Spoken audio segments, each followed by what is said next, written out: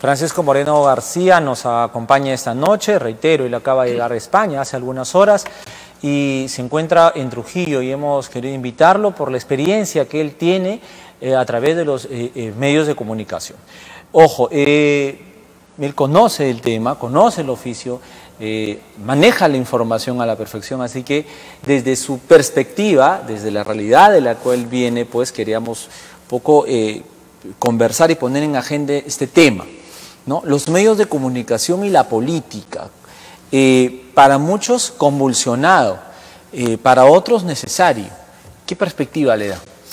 Bueno, yo creo que estamos viviendo un tiempo de transformación de lo que eran los viejos esquemas tradicionales de relación tanto de los medios de comunicación, de cómo funcionaban y de cómo funcionaba también la política. Yo creo que este entorno digital, las redes sociales, etcétera, ha cambiado muchísimo la percepción con la que percibimos la política y con la que percibimos la realidad. Yo creo que hemos pasado de una comunicación más racional hasta hace unos años a toda esta comunicación emocional que entra muy por la piel y por las tripas, más que por la cabeza, y eso nos obliga a posicionarnos cada vez que uno abre las redes sociales. Se han convertido poco más o menos en esa plaza pública de la Edad Media donde todo el mundo acudía a ver cómo se ajusticiaba a alguien, y hemos polarizado la opinión pública de tal manera que rápidamente todos nos posicionamos a favor o en contra. Yo creo que los peruanos... Sin mucho dosis racional. Exacto, ¿no? Todo es muy emocional, todo entra por la piel. A veces decimos, somos muy viscerales y nos olvidamos que visceral viene de vísceras, de tripas. Y yo creo que es mucho mejor pensar con la cabeza que con las tripas. Pero desde luego últimamente todo nos genera una reacción y todo genera un posicionamiento. Hay gente a favor y gente en contra. En Perú pues hay un conflicto evidente entre el Poder Ejecutivo y el Poder Legislativo, pero es el mismo conflicto de alguna manera que el que en España podemos tener con la independencia de Cataluña, que también tiene muy polarizada toda la sociedad española, o la que puede haber en Brasil con la elección de un candidato de extrema derecha después de haber tenido a Lula, o la que en Estados Unidos se puede tener con la elección de Trump, o la en Gran Bretaña con el Brexit, que está provocando todos estos problemas. Yo creo que este es un signo de los tiempos, que en cada país se expresa de una determinada manera, pero que tiene unos rasgos generales, ¿no? Y es que estamos demasiado posicionados emocionalmente frente a la realidad. Esa realidad que provoca que desde fuera parece que Perú está ardiendo, pero aquí todo el mundo se levanta todas las mañanas y se va a trabajar normalmente como ocurre en el resto de los países, ¿no? Esa es la perspectiva que tienen tal vez de afuera, ¿no? Que en el Perú existe todo una convulsión, ¿no? Sí. Hombre, desde fuera parece que hay una trituradora de presidentes, ¿no? Pero yo creo que, insisto, esto es bastante general. Hace 30 años la mejor manera de acabar la carrera política de un presidente era ponerle una estatua, y hoy en la mayoría de las ocasiones terminan procesados.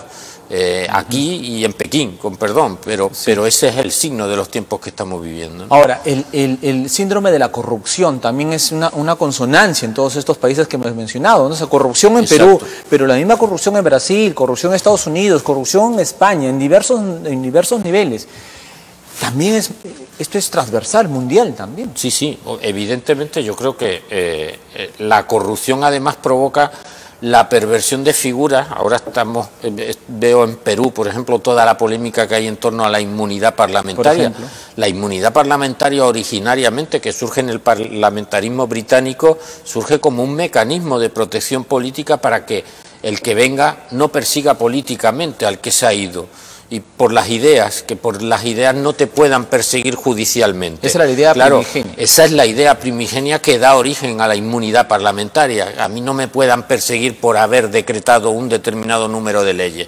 El problema es cuando utilizas ese mecanismo de protección de la política para beneficio personal, y al final da la impresión de que no quieren perder la inmunidad parlamentaria porque quieren seguir corrompiéndose.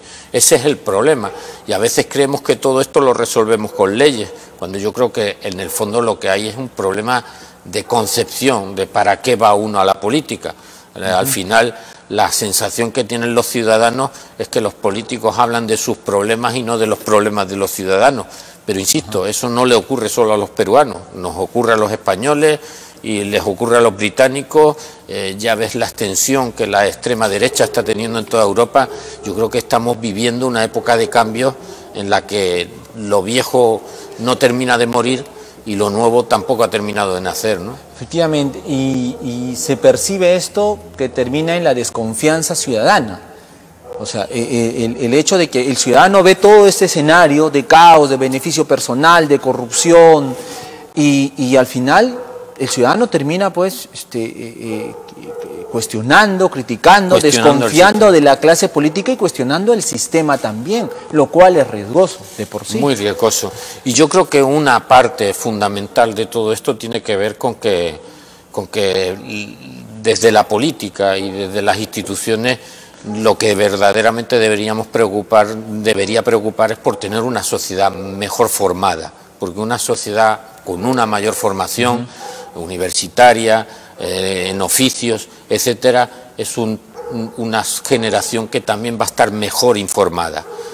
Para estar bien informado primero hay que estar bien formado y formarse una opinión. Yo creo que el problema es que hoy no nos formamos una opinión, sino que nos posicionamos. Ya cuando se habla de la fake news y de todas estas cosas, en realidad el problema es que ya nadie necesita una verdad, lo que todo el mundo quiere es su verdad, y con su verdad se posicionan independientemente de que desde el otro lado alguien piense que tu verdad es una gran mentira, ¿no?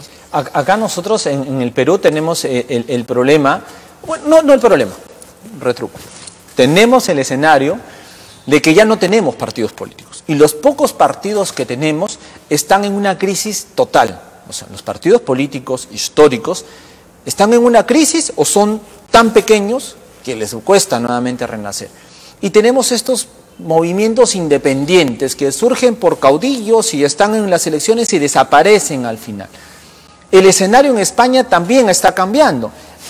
Hoy, si no es en las últimas horas, ¿no? El Partido Socialista, el PSOE, ha vuelto después de muchas décadas a retomar el poder en la Cámara, en fin, ¿no? Los escenarios cambian. Los escenarios cambian. Un buen día se cayó el muro de Berlín y con eso se acabó con 40 años de Guerra Fría después de la Segunda Guerra Mundial y con los dos bloques, el comunismo y el capitalismo. Es verdad que el capitalismo, para combatir el comunismo, había creado la socialdemocracia, que era la economía de mercado, pero con un gran sistema estatal de protección ciudadana que garantizaba una sanidad y una educación pública.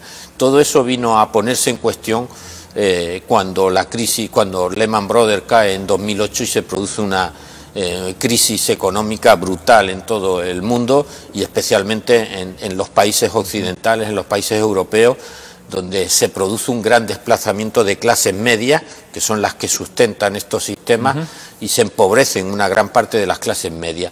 A partir de ese momento se ha producido, desde luego, un nivel de malestar social respecto a ese estado del bienestar. Yo muchas veces digo que estamos viviendo el malestar del estado del bienestar en todos los países occidentales. Claro, para países latinoamericanos que estaban justamente intentando alcanzar ese nivel de bienestar, que se derrumben los referentes, pues generan. En España, ¿qué estaba ocurriendo? Que nadie daba efectivamente el más mínimo posibilidad a la socialdemocracia, puesto que estaba en crisis en toda Europa.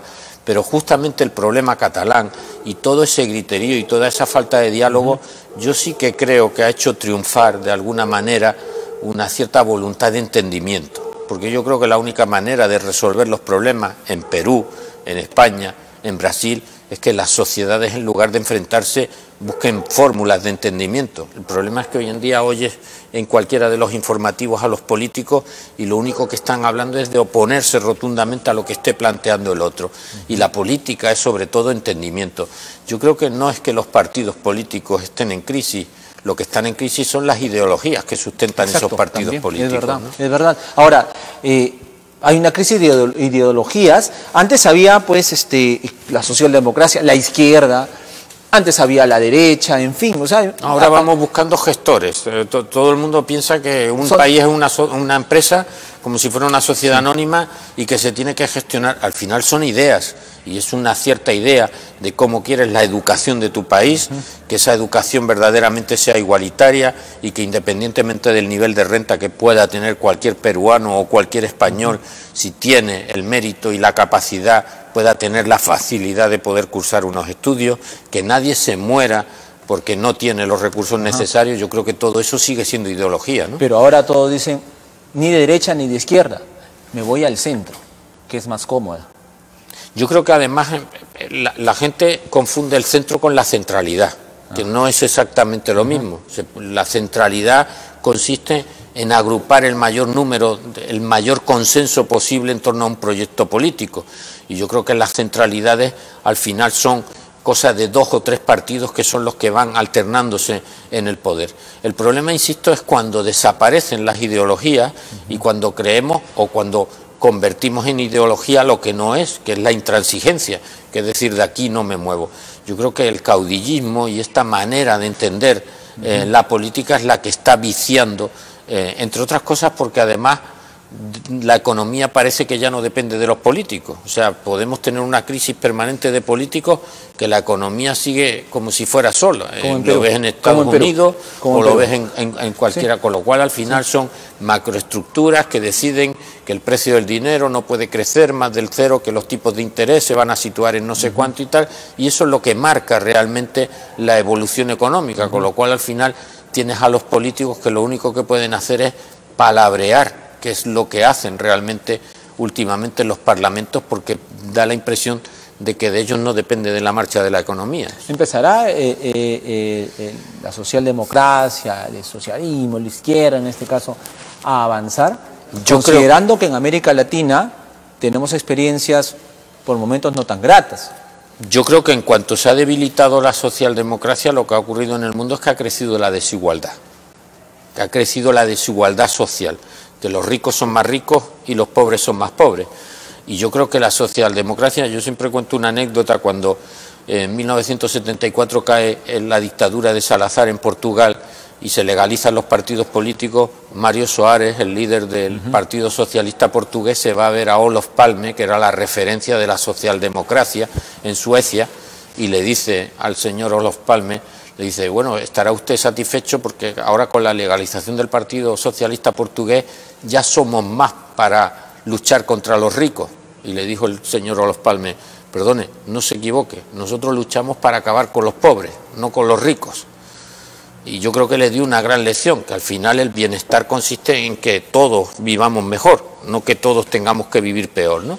Bien, pues en ese encuentro, o sea, yo creo que la gran solución de las socialdemocracias está en ensanchar las clases medias, que a Perú le irá mejor cuanto más clase media pueda construir, y que a todos los países latinoamericanos y a Europa en general le irá mejor cuando volvamos a orientar las políticas para que cualquier ciudadano, independientemente de su nivel de renta, tenga garantizada una buena educación y una buena sanidad, ¿no?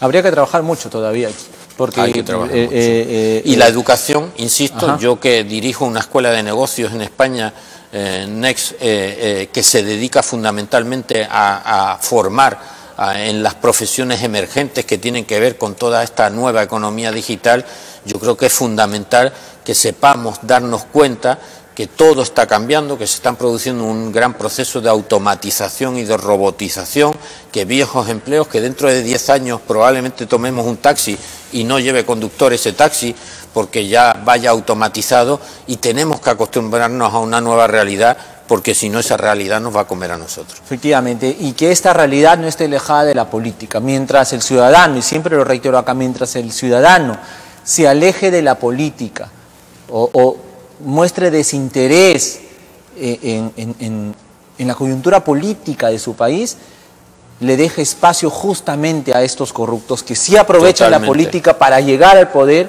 ante la indiferencia ciudadana y llevar. Nosotros empobrecemos la política, los ciudadanos, porque despreciándola estamos dejando que solo los peores se ocupen de la función política, porque dígame usted, una persona de prestigio reconocida, ¿qué ganas tiene de meterse en política para complicarse la vida, ¿no? Efectivamente, efectivamente. Nos vamos rápidamente, si me permite, una pausa comercial. Regresamos para seguir conversando, haciendo este análisis de cómo va pues la política no solo en el Perú, sino cómo está vista finalmente de forma global. Nos acompaña esta noche Francisco Moreno García. Volvemos.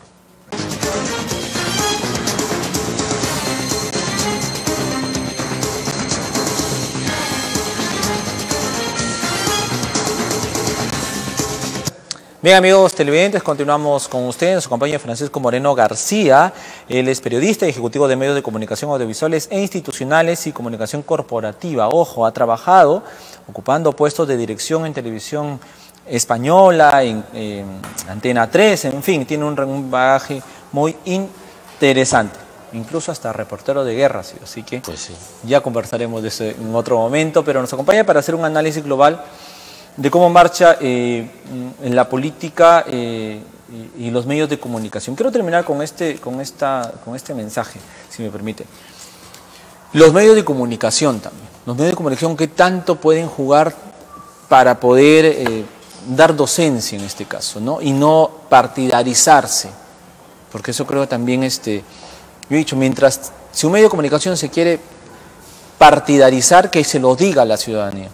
Como medio de comunicación vamos a apoyar a tal o cual candidato, evidente, ¿no? Porque por respeto a la audiencia, pero no que mueva sus piezas por lo bajo, ¿no? Yo es que creo que el periodismo no tiene nada que ver con el telepredicador que se ponía en un púlpito y le decía a la congregación lo que tenía que hacer. Yo creo que el periodismo debe seguir siendo los hechos y no las opiniones. Hay una máxima del periodismo que dice: las opiniones son libres, los hechos son sagrados. Bien, pues yo creo que el gran problema de la comunicación y del periodismo en concreto tiene que ver con que nos hemos olvidado que estamos para contar lo que ocurre, no para opinar de lo que ocurre, que las opiniones son las que tiene que construirse el ciudadano una vez que le presenten los hechos. Y ahora últimamente estamos invirtiendo los términos. Primero opinamos de lo que ha ocurrido y en función de esa opinión terminamos construyendo los hechos. Pero realmente el periodismo es justamente lo contrario. Primero cuentas los hechos y en función de esos hechos te formas una opinión. Yo creo que en todo esto, todo el ámbito digital, las redes sociales, etcétera, están alterando, porque hoy un medio puede ser una simple persona expresando su opinión en un medio digital. Yo he dicho, permítame, yo muchas veces veo a través de estas redes sociales y todas estas plataformas, y disculpen tal vez, mucha desinformación y por momentos hasta mucha cobardía. Totalmente. ¿No? Es que yo creo que desinformación ya sería, el problema es que ni siquiera es información, con lo cual claro, a veces es simplemente una toma de posición, y yo creo que la política tiene que hacer política y los periodistas tenemos que hacer periodismo. El problema es cuando desde la política se marca lo que se tiene que decir periodísticamente y desde el periodismo se entiende que se está haciendo política. Yo creo que éramos el cuarto poder. No tenemos ninguna necesidad de ser el primero, claro, ni de ser el segundo, ni de ser el tercero.